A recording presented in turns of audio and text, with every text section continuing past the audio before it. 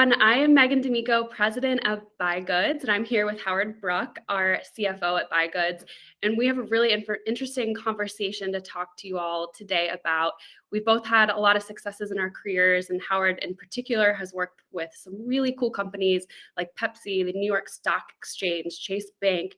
And so I just am super fascinated in his experience and what he's learned over the years, and particularly on the subject of being so successful so young in his career. So Howard, why don't you tell us a little bit more about yourself and some of the big companies that you've worked for and how you have really risen above and succeeded in your career? Hey, thanks very much, Megan. I'm really happy to be here and talk to folks about this stuff. I love talking about careers. I love working with people on their careers. I started out as a programmer. I came out of college and I was in a big room at Chase Bank with about 100 other programmers and just programming away all the time. And I really liked it. It was very intellectually stimulating. I learned a lot, but I fairly soon realized this is not what I want to do. It could be what a lot of people like to do. I thought that was great, but I wanted to move on. And so I worked there for a couple of years and then got a job at Pepsi and spent 10 years at a company I loved. I loved being at Pepsi. I love the people at Pepsi. I love the business. And I went from like a project manager to the director of an international systems group over a period of 10 years. So a nice career. And you figure, wow, you love a company. You had a nice career managing an international group. Why would you want anything more? And I realized what I really want was to be a chief information officer, which is really the senior most job that someone in a technical line of business can be in. And I knew I wasn't going to get there at Pepsi. And this was a hard thing, is how do you come to the realization that there's a place you love, a place that you really become part of their culture and you're embedded in people like you, and realize it's now time to go when you're doing so well. And I realized that to get to my goal, I had to make that decision. I had to leave. And an offer, I was looking around, and one of the offers that came to me through recruiters was a CIO position, or a chief information officer at the New York Stock Exchange. And I thought, boy, this is what a pinnacle, what an achievement it would be. And I'd get to a place where I'd like to be, and a place where I could learn and get to the next level. And so this was a large job. It required a different set of skills that honestly I didn't have. It required a base of knowledge that I really didn't have, but I really wanted the job. So how do you overcome that? Right. And so the way I did it was my willpower to get the job was part of it. You have to really, really, really want it, and you have to be able to do the work. Right. So I prepared for the interview. I am sure I prepared 5 times to 10 times harder than any of the other people that were going for that job. I studied the people. I asked the recruiters. I don't know if I say it's stalking, but I knew everything about the people, the job, the problems they were having, because I put so much effort into learning about it. And then I prepped for it. I asked my wife to prep me. I asked my friends to prep me. I asked mentors to prep me for this job. And I was so prepared that I was able to be bigger than I really was. I was able to project a skill level and a maturity that I didn't have, but I was so well prepared.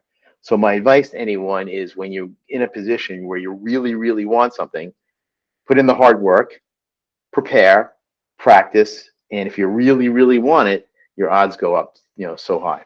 Yeah, that's so fascinating, and I agree with you. So I just recently read a quote that really has been a highlight of my career, is that success is the crossroads of opportunity and preparation. Right? Preparation is everything, and a lot of what we do and where we are today, we couldn't have done without putting in that hard work. Right. It's being very proactive and really looking inwardly and saying, what do I need to do?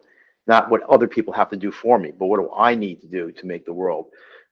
Now, I know you have a similar experience. I mean, you have a lot of experience in this industry, and you worked for one of the largest organizations in this industry, and yet you probably didn't start the end where you started. You probably started somewhere and had aspirations, and you ended somewhere else, whether you even knew it at the time or didn't know it at the time. So I'd love to hear your story about that experience. Yeah, I have a similar story, similar but different. So I stumbled into the direct response industry, into a job with the Agora companies, which is one of, if not the largest privately owned publishing company in the US. They sell financial newsletters, health and wellness newsletters, personal development newsletters. And I became an affiliate manager and an email media buyer for them about 6 years ago. So I was about 26 years old. And within 3 years, I became the marketing director of one of the divisions. And that division went on to become the fastest growing Agora division in Agora history. Within 1 year, they were about $100,000 shy of 100 million, which is from soup to nuts. Going from $0 to 100 million in 1 year is just unheard of in our industry. And so how I get there is through a lot of steps that were, again, a combination of preparation, luck, opportunity. But I think what I learned from the most was when Agora, and specifically Agora Financial, the division that I worked for, was at a period of extreme growth. I remember specifically being in a room with the marketing team and our marketing director at the time, putting on the big whiteboard, this is what I envision our team to look like. We're going from 5 people and to 5 divisions, having a marketing team specifically for each division. We're going to need media buyers. We're going to need marketing directors. We're going to need editorial people. And I thought to myself, I wonder if I could do that. And instead of being proactive and going directly to my boss after that presentation and saying, what does it take for me to get there? I kind of sat back a little bit and I watched how others kind of approached the situation. And I had a good friend at the time, Ryan Allered, one of our close friends and business partners, come to me and say, Megan, what the heck are you doing? Like, you have to proactively take this opportunity, take the bull by the horns, go to your boss, say, this is what I want, because I know it's what you want and I think you would be really good at it. And so I did that. And when I had come to her, she kind of laughed. She said, I've been waiting here the whole time for you to come to me and tell me this is what you want. And it's like a light bulb just went off in my head. It's nothing can never be given to you. You have to work for it. And so now anytime, I have an idea or if there's something I want to do, I go after it myself. I don't ask for permission first, or I don't feel like, I just don't wait for it to fall into my lap. And so that to me is my biggest piece of advice, particularly for women in our industry as well. I think that's huge. Sometimes we just kind of sit back when we know we're totally capable of, meeting and exceeding expectations. And so particularly for women, that's a big piece of advice that I have.